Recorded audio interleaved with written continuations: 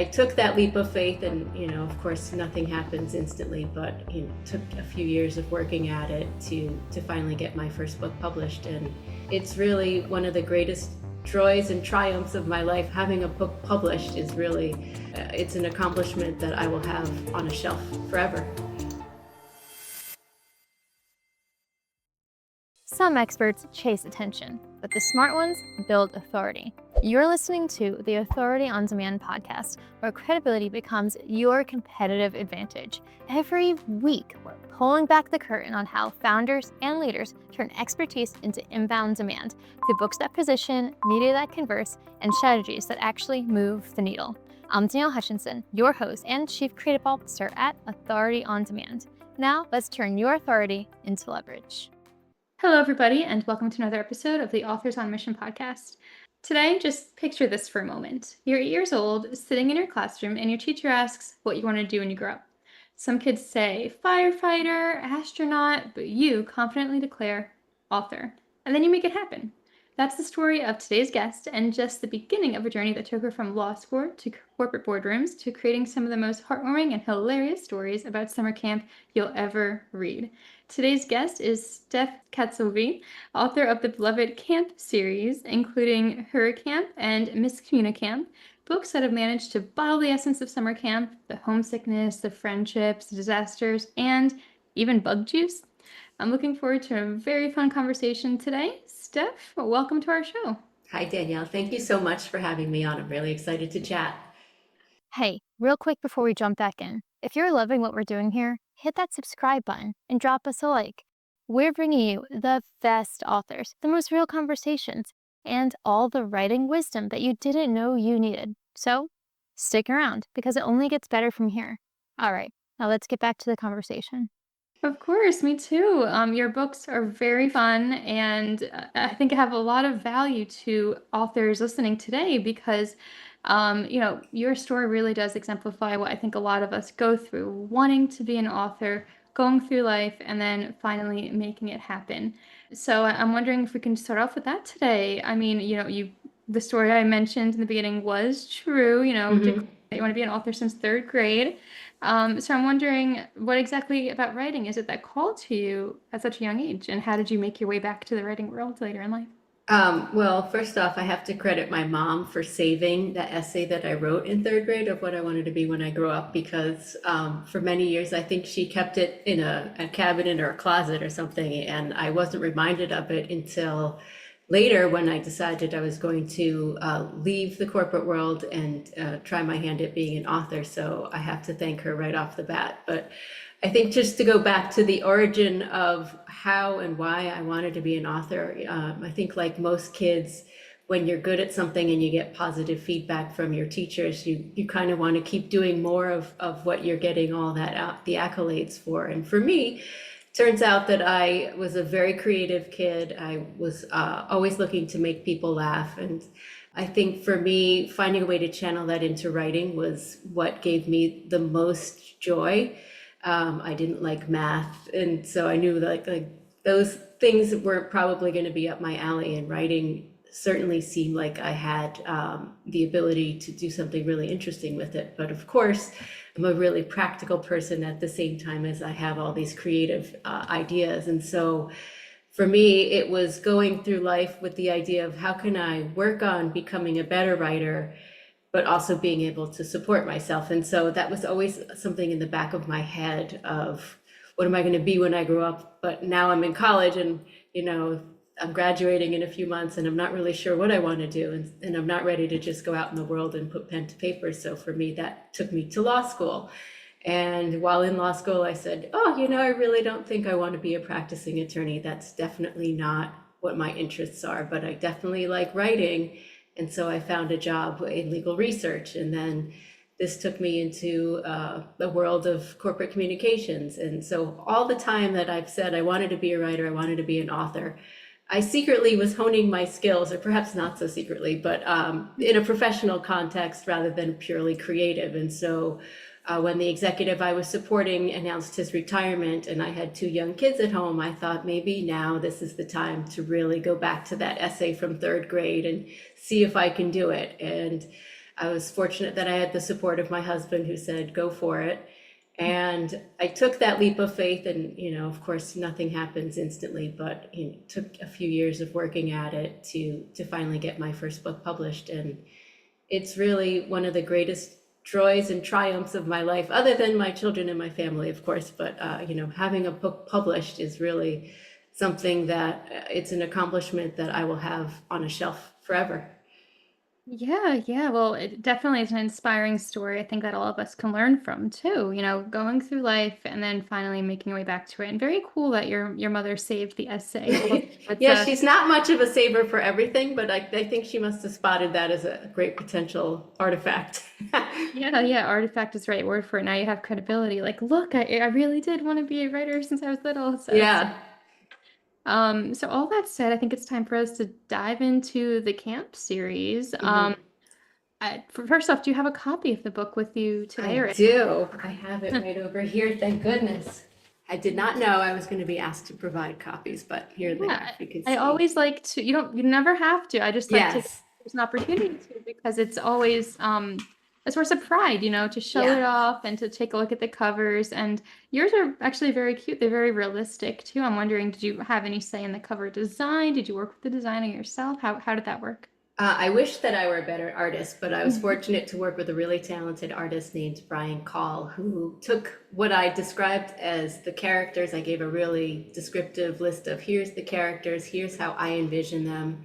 And then he was able to find models in real life to sort of sketch from real people.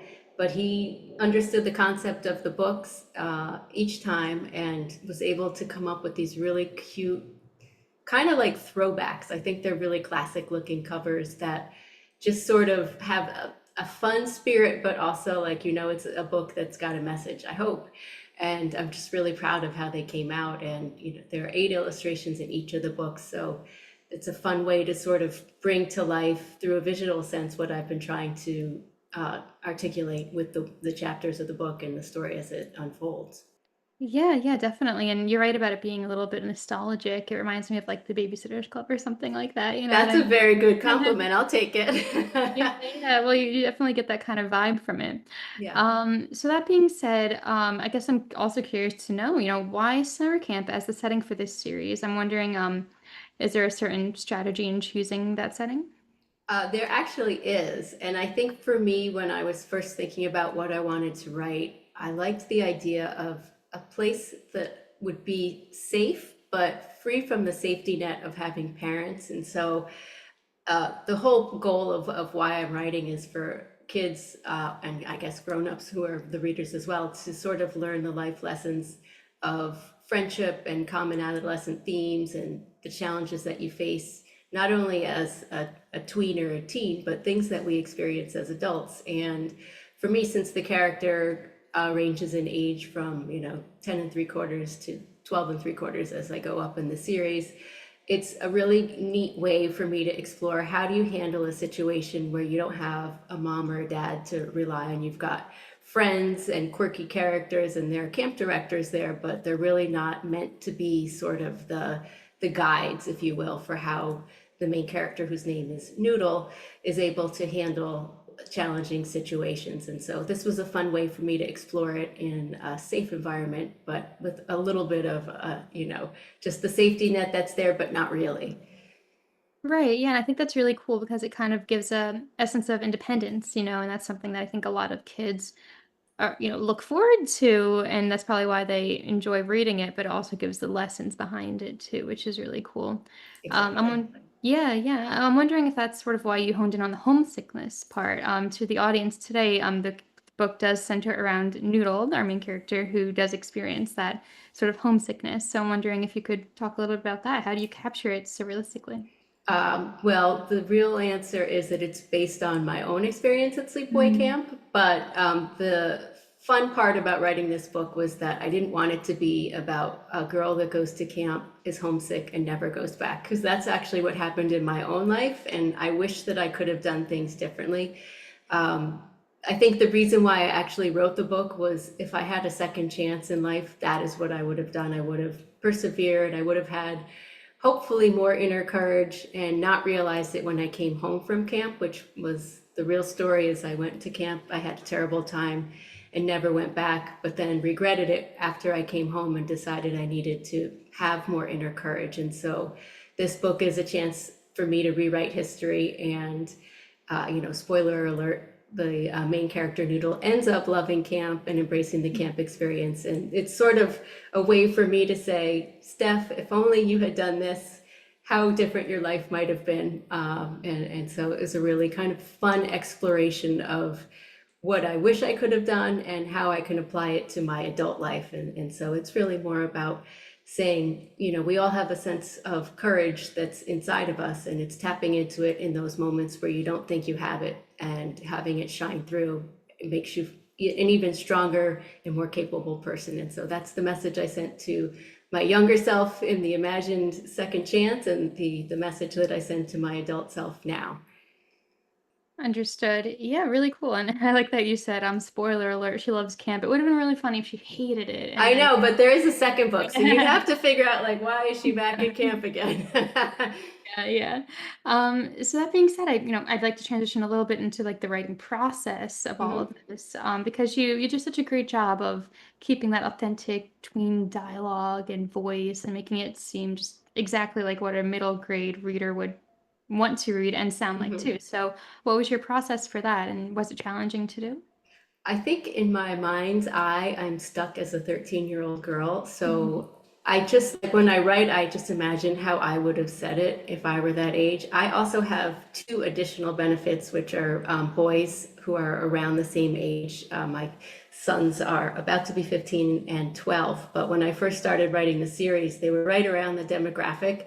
So I had the benefit of being around kids that would definitely sound like my audience, definitely would think like my audience. And so having those insights really, I think, and I hope, landed on the page in a way that said, yeah, this is a character that sounds like what those kids in the middle grade world would sound like. Hopefully in again, as we said, a classic sense where, I try not to use slang that would be modern, just so that this book can be timeless in the stories and in the themes. And also, I'd probably sound a little foolish if I tried to use some of the slang that my kids use. I've done Mhm. it before, and I get laughed at, so I try and keep it simple. And OGs is always universal. Yeah, well, since you mentioned slang, that actually kind of sparked something in my brain. Because if you were to be using that slang, well, then you're kind of eliminating the evergreen aspect of the book itself, right? If you're using slang that we use today, well, 30 years from now, that something reader might laugh at too, right? Something Right. say like who says swag anymore or something. So, Yeah, exactly. And some of my favorite books growing up, I think what I loved most about them was the timeless aspect. Mhm. Beverly Cleary, the Ramona series, there's a quirky main character. And yes, some of the language is, dated in a way, but at the same time, you still know what the character's saying. Same with Judy Blume, another one of my big influences. It's just the dialogue is very relatable, and it could be any era.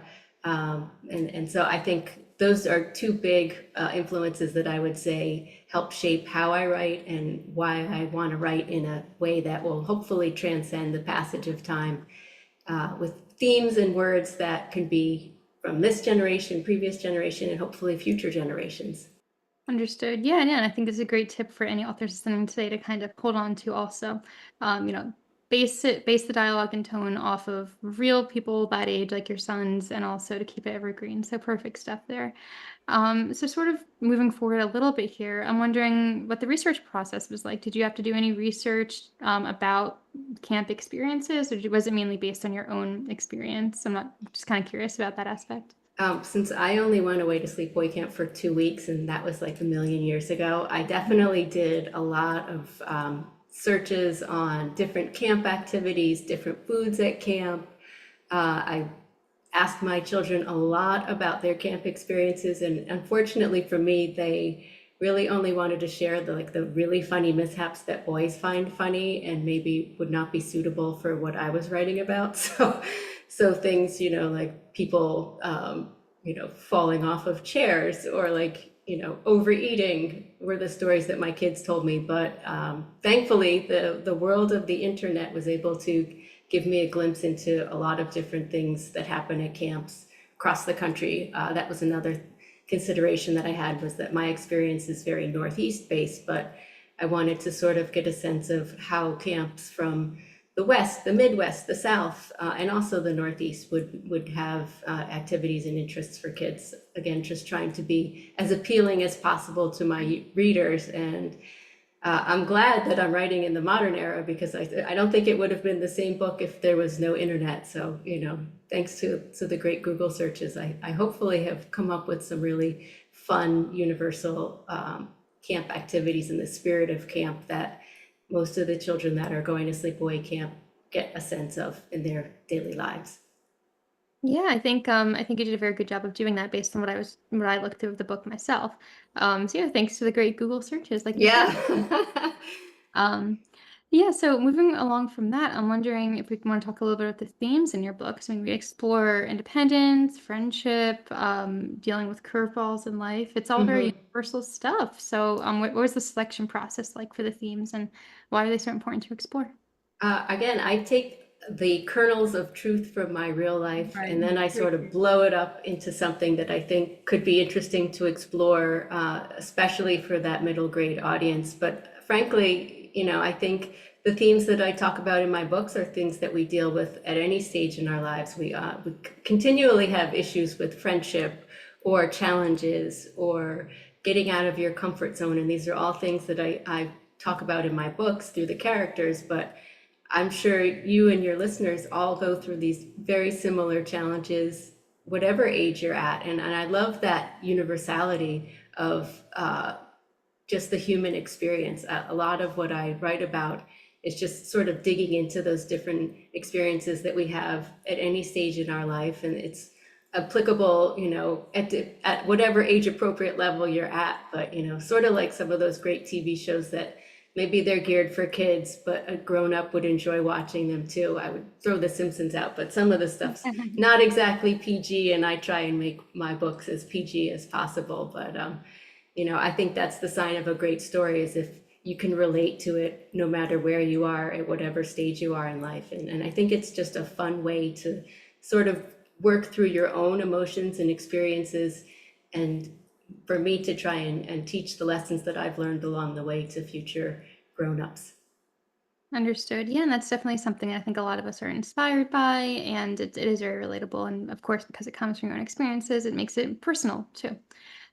So now I know you're not done with the series. You have a third book coming out. I'm wondering if you would like to give us some hints about what direction that might be going in. Sure. The third book, I have a working title, but I'll save it until it's really ready to go. But it's the third in the Camp Hillside series. It may be the final. I think so, because I feel like I'm reaching a really good point with the stories that I want to share from these characters. But again, it's about friendship drama and the challenges that come from when you have expectations and things go awry. I'm a big planner in everything I do. And so I think the beauty of writing is that I can make all these mishaps occur and then find a beautiful way to resolve them. And so that's one of the things I love about writing, is that you can create curveballs and you can then turn it into a home run. And so for the next book, it'll be a similar format where the main character Noodle runs into some issues, and lots of adolescent themes will be uncovered, and the story hopefully will evolve with a fast-moving plot, which I'm working on the editing right now, and I've realized sometimes I was a little bit too chatty with the characters' dialogue that day, so I'm trying to pare everything back and really get it into a tight storyline, and I hope that it's just as good as the other ones, if not better, so we'll see. Okay, yeah, yeah. I think that's a really great direction to be going in, and a little bit sad to know that it's going to be one of the last ones, but I guess that also opens the doors for perhaps other series or anything else along those lines. But Or a really, prequel, who knows? yeah, why not? So all this being said, I'm wondering if people do want to get in touch and stay up to date on this latest book, what's the best method to get connected? Well, I have a website, www.steph with PH, KATZOVI.com. And I've got a blog, two blogs that I write, one from my own perspective, which are life lessons from childhood, which are sort of like funny anecdotes, similar to what I write about in the books, but my own experiences that I don't sugarcoat.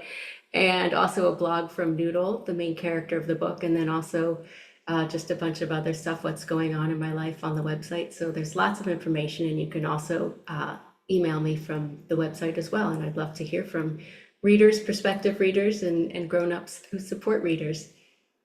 I love that. Great. Well, we'll put the links in the description box of the podcast today so everybody can go ahead and check that on out.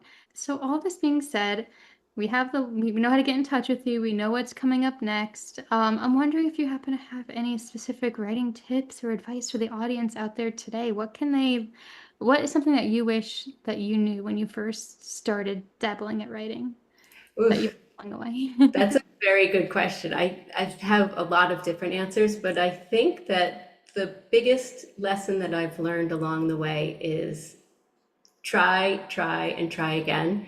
And I think learning by doing is one of the greatest gifts you can give yourself. Don't let the good get in the way of the great is another saying that I've acquired along the way and that I love. But, I didn't start out writing a perfect book for my very first draft. And in fact, I have a book that's in a drawer somewhere getting dusty that I thought was a really amazing novel and I loved it. And then I realized that it just wasn't working. And so I put it away. Maybe I'll go back to it someday, but I sort of learned a lot through failure. Um, Failure may be the harsher word, but learning by doing is, I suppose, the nicer way of saying it's okay to learn as you go, and perseverance is key. So, do your homework, believe in yourself, and keep pushing. That was a lot of lessons learned right there, but pick Yeah. and choose which one most speaks to you and go with that one. Yeah, you gave us a little buffet table to choose from there. That's great. It's well said. Yeah, but it's important because when it comes to writing, there's endless tips that, you really do need to learn, and there's nothing like just getting started and experiencing those road bumps, and that's really how things get better and improve. So, Yeah, and I realized I meant to say great get in the way of the good, but I was so busy trying to spout off wisdom that I misspoke.